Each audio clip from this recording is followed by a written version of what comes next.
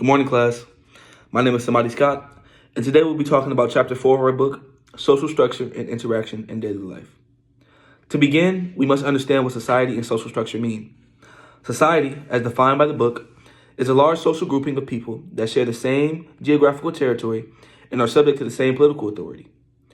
You must understand what society is to understand social structure, because social structure is the framework within society.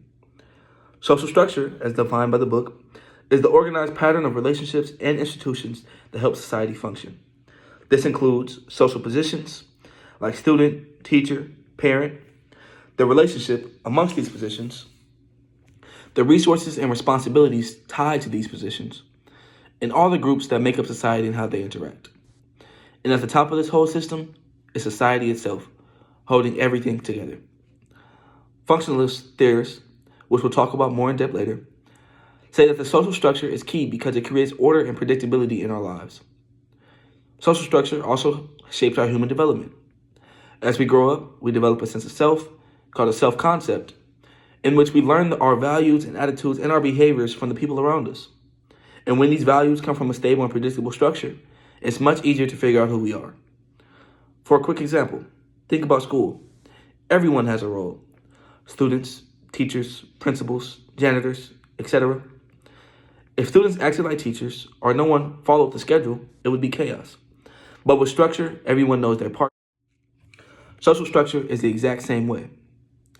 Now, social structure doesn't just organize us, it also creates boundaries. It defines who's an insider and who's seen as an outsider. This brings us to the idea of social marginality, a term introduced by sociologist Robert Park.